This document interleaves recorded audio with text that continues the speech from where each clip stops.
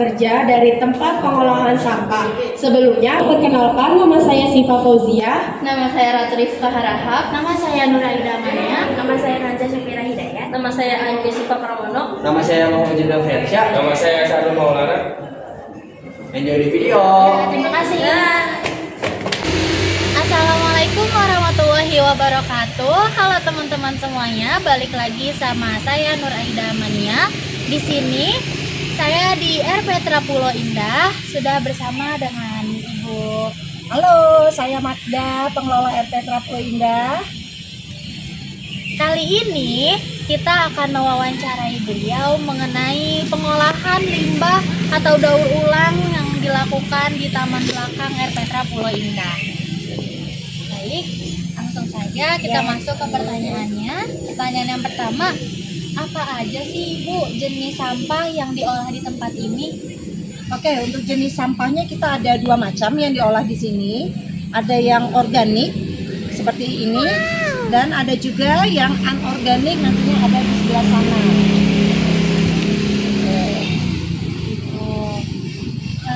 Baik Ibu, kalau dari sampah organik ini dia kan berasal dari sisa makanan atau buahan atau sayurannya.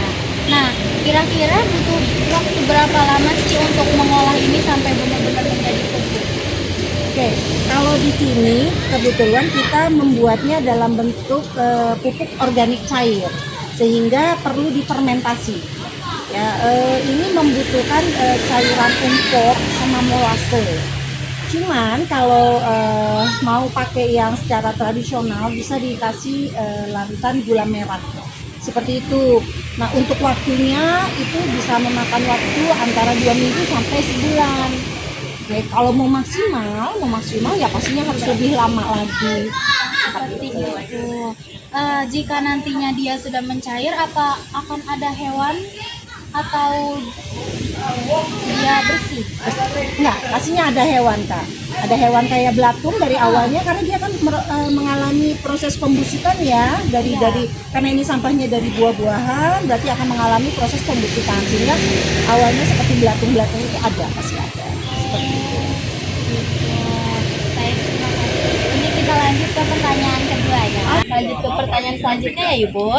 Pertanyaannya itu tujuannya dibuatnya limbah ini tuh untuk apa sih? Oke, pertama di RPTRA itu ada program yang namanya pelestarian lingkungan, ya. Jadi sampah ini kita manfaatkan sebagai bentuk upaya kami menjaga kelestarian lingkungan. Karena kan kalau kita biarin juga dia akan mengeluarkan bau, ya. Itu kan juga pastinya bikin lingkungan gak nyaman. Jadi salah satu tujuan kami adalah untuk kelestarian lingkungan. Untuk tujuan yang keduanya adalah pemanfaatan dari limbah ini sendiri, yang mana nantinya akan dipergunakan untuk lahan kami di sini. Lanjut ke pertanyaan berikutnya ya Bu. Apa manfaat yang dihasilkan dari pengolahan sampah bagi lingkungan dan masyarakat? Manfaatnya sebenarnya dari hasil ini sendiri bisa digunakan oleh masyarakat juga, sehingga pengenalan melalui edukasi kami kepada masyarakat itu yang akan menjadi manfaat buat mereka, sehingga mereka nantinya bisa mengolah sendiri di rumah. Baik, terima kasih Bu. Oke Bu, untuk pertanyaan selanjutnya, apa kendala atau tantangan yang sering dihadapi dalam proses pengelolaan sampah? Kendalanya adalah kita keterbatasan dalam alatnya. Misalnya contohnya seperti daun ini sebenarnya bisa dibikin menjadi kompos, tapi di sini kami tidak mempunyai alatnya, sehingga dia akan mengalami proses pembusukannya hanya secara alami. Jadi kebutuhan alat-alatnya itu merupakan kendala dari kami, salah satunya itu. Baunya minimalisir gitu ya? Iya, jadi apalagi nanti kalau udah dicampur dengan cairan molase ataupun molase sama M4, itu meminimalisir bau. Kalau dibilang bau, pembusukan itu pasti mengeluarkan bau, tapi ya itu dia kita pakai tutupnya yang kedap. Baik, terima kasih Ibu. Kita lanjut ke pertanyaan berikutnya. Oke, sekarang pertanyaan saya, apa harapan atau rencana Ibu untuk ke depan untuk meningkatkan pengelolaan sampah di tempat ini? Yang saya harapkan adanya kesadaran dari masyarakat bahwa sampah itu dapat dipilah, ya, sehingga kelestariannya itu bisa terjaga. Yang kita harapkan itu ya, yang paling besar harapan saya, kesadaran dari masyarakat untuk pengolahan sampah.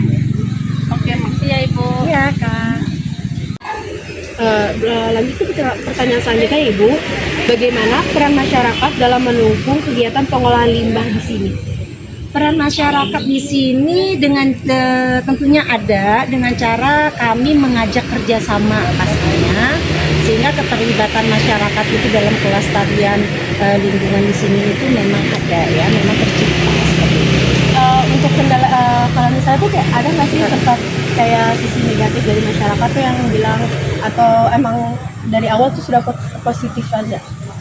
Sebenarnya kalau positif negatifnya pasti ada ya Kak. Cuman kan di sini kan kalau kita bisa mengedukasi, mensosialisasinya dengan baik, pastinya mereka tidak ada pemikiran negatif ya, seperti itu sih Kak. Terima kasih. Makasih Kak. Let's go!